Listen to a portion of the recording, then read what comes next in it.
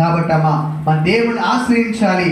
మేలుకరమైన మార్గం ఏదో తెలుసుకొని మనం నడవాలి. దాంట్లో మరో విషయాన్ని జ్ఞాపకం చేయాలి. చివరిగా 5 మాటలు చెప్పే కదా, యాకోబు యొక్క మాట కూడా మారింది. చివరిగా యాకోబు యొక్క చూపు మారింది, చూసే విధానం. చూడండి 33:10 చివరిగా ఈ మాట చదువుకో ప్రార్థన చేస్తాం. అప్పుడు యాకోబు, అట్లు కాదు, నీ కటాక్షము నా మీద ఉన్న ఎడల చిత్తగించి నా చేత ఈ కానుక పుచ్చుకొనుము.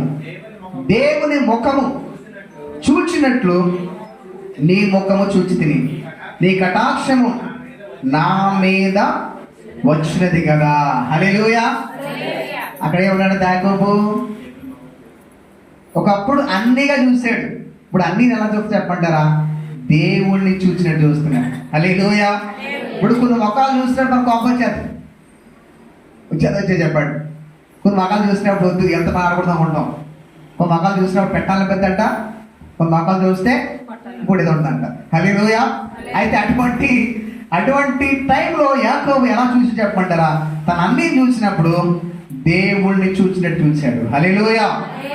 మళ్ళా మాట బాగా చూద్దాం. చివరిలో దేవుని ముఖము చూచినట్టు నీ ముఖము చూచి తిని, నీ కటాక్షం నా మీద వచ్చినది కదా. హల్లెలూయా. అంటే యాకోబు యొక్క చూసే విధానం మారింది. ఇప్పుడు యాకోబు బట్టి మనం నేర్చుకున్నామంటే 6 విషయాలు నేర్చుకున్నాం. మొదటిగా యాకోబు యొక్క ప్రార్థన విధానం మారింది. రెండవది యాకోబు యొక్క పేరు మారింది. మూడవది యాకోబు యొక్క ప్రవర్తన మారింది. నాలుగవది యాకోబు యొక్క మనస్సు మారింది. ఐదవది యాకోబు యొక్క మాట మారింది.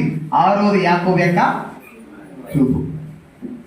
చూసే విధానం కూడా మారకపోతే ఈ లోకంలో బ్రతకడం కష్టం. హల్లెలూయా. అందరూ కూడా చూసేసుకోండి, ఈ లోకంలో బ్రతకలేము ఇంకా. హల్లెలూయా. కాబట్టి యాకోబు చూసే విధానం మారింది. ఎలా చెప్పమంటారా? యాకోబు తన అన్నయ్యలను దేవుడిని చూసినట్టు చూశాడు. తన ముఖాన్ని దేవుడే యాసావులో ఉన్నాడని నమ్మాడు. ఎవరో? యాకోబు. కాబట్టి అక్కడ ఆ మాట ఇక్కడ అన్నది ఏమన్నా చూడండి. యాకోబు అట్లు కాదు, నీ కటాక్షం నా మీద ఉండేలా చిత్తగించి నా చేత ఈ కానుక పుచ్చుకో అన్నాడు. అంటే యాకోబు కానుక కూడా ఎవరికి ఇచ్చాడు? కానుక యాసావుకి ఇచ్చాడు, అన్నయ్యకి. హల్లెలూయా.